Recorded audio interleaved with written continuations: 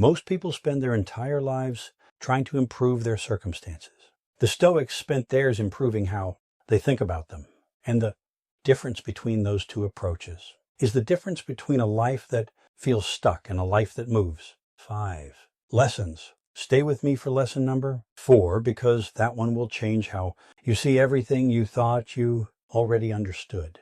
In this video, 5 Stoic lessons that will instantly improve your life. How you handle what goes wrong, how you deal with people, how you use your time, how you make decisions when things don't go your way. Here is the truth most people miss. You don't need a new life.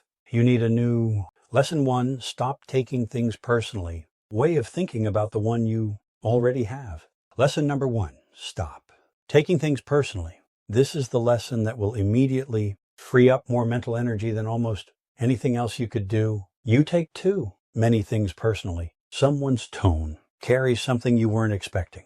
A conversation ends without the warmth it usually carries. Someone delivers feedback with an edge the feedback itself didn't require. And instantly, music.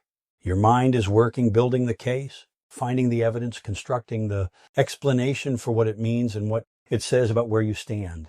And the hours that follow are spent inside that construction rather than inside the life that is actually in front of you. Most of what people do has nothing to do with you. The music, they are tired, distracted, carrying their own weight, which has nothing to do with your presence except that you were there when it surfaced. Epictetus wrote in the Enchiridion, the distilled manual of everything. This philosophy was designed to produce in practice. When someone insults you, it is not the insult that harms you. It is your decision to accept it as harmful. He was writing this from inside a life of complete external constraint, from the specific documented position of someone given every possible justification for taking what was done to him personally. And from inside that, he identified something that most people living in vastly more comfortable conditions never reach. The harm does not come from the behavior. It comes from the decision to let the behavior determine your internal state. And that decision, automatic as it feels, is still a decision, which means it can be changed. 2 people receive the same dismissal on the same day. One losses the next 3 hours to what it might mean. The other files it as information about the person who produced it and continues. Same moment, different thinking, different life. The moment you stop making everything about you, you reclaim the hours that the taking personally was consuming and put them back into the things that actually move your life forward. Lesson number 2, stop overthinking. You don't have a clarity problem, you have an overthinking problem. And the cost of it is not just mental discomfort. It is the specific daily, measurable loss of time and output that happens when thinking replaces acting. You replay conversations. You analyze decisions that have already been made. You imagine outcomes that haven't happened and may never happen. And it feels productive. But here's what it actually is. Energy spent in a direction that produces no output. You lie in stillness and the mind returns to something from earlier. Lesson 2, stop overthinking in the day. What was said, what should have been said, what the other person is thinking now, what you should do about what the other person is thinking now. Again and again, and nothing in the situation changes. Nothing gets built. Nothing gets decided. Nothing gets done. Marcus Aurelius wrote to himself as the daily instruction of someone who understood exactly how much this pattern cost. Confine yourself to the present. Not because the past doesn't matter, not because the future doesn't need planning, because the present is the only place where anything can be built. And the mind that is living in the past or projecting into the future is not available for what the present requires. The more you overthink, the less you act. The less you act, the more stuck you feel. Clarity doesn't come from thinking more. It comes from acting with the information currently available and learning from what the action produces. Think less, move more, and the life that the overthinking was preventing music starts becoming available. Lesson number 3, the obstacle is the path. This is where everything changes. Most people experience problems as interruptions, things that arrive to stop them from reaching where they were going. The Stoics saw them as the way forward, not as an idea, not as a reframe to feel better, as the literal, practical, documented mechanism by which the capability the destination requires is actually built. Seneca wrote, "Fire tests gold. Adversity tests the strong. The fire does not destroy the gold. It reveals it. And the adversity does not prevent the strength from forming. It is the specific condition in which the strength becomes real rather than theoretical." Winston Churchill's documented career before 1940 is one of the most comprehensively cataloged records of failure, reversal, and public dismissal in modern political history. Gallipoli, the naval campaign he championed that became one of the most costly Allied failures of the First World War. His decade in the political wilderness, the years between 1929 and 1939, where he held no office, where his warnings went unheard, where his reputation was so thoroughly diminished that most of his contemporaries had concluded his moment had passed. And what his documented private writing from those wilderness years reveals in his letters, his essays, his journalism is not the waiting of someone enduring until conditions improved.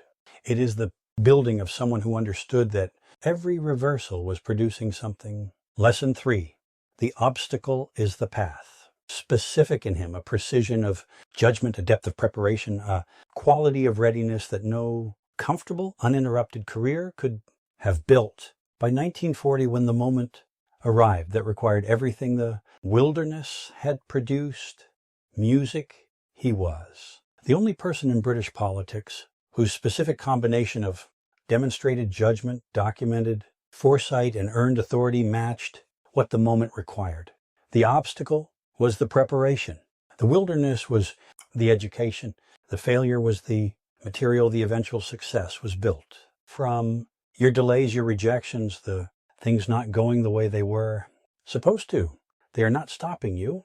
They are building the specific version of you that the next stage requires. Stop asking why this is happening to you. Start asking what it is building in you. That question changes the relationship between where you are and where you are going completely.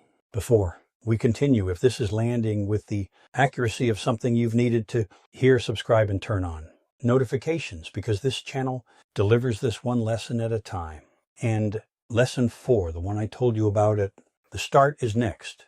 Understanding these lessons is the beginning. The gap that appears in almost everyone who encounters this is the gap between understanding clearly and having built the daily structure that keeps the understanding active in the ordinary moments when it is most needed. Because in the moment when the situation is real and the old pattern is the most immediately available response, you don't rise to the level of what you understood. You fall to the level of what you practiced. I built 3 systems specifically for that gap. Unshakable mental discipline, the 30-day mental discipline system, and the daily Stoic reset pack. Not motivation, not more content, daily structure that builds these lessons into how you actually operate, not just how you understand what operating correctly looks like. All 3 are in the description.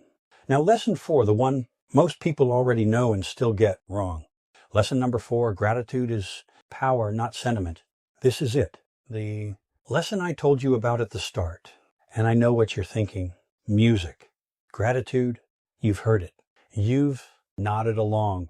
You've moved past it because it sounds like the softest thing on the list. Here is what most people miss. Gratitude is not a feeling. It is a correction to a specific automatic, completely unexamined pattern that is why most people don't apply this. Quietly costing you more than any other habit on this list. Without it, the mind defaults to the gap. Whatever you have stops registering as valuable almost immediately after you obtain it, and attention moves directly to the next thing that is missing, which means no matter how much your life improves, the feeling of not being where you should be stays exactly the same. Not because things aren't getting better, because the mind is not built to register.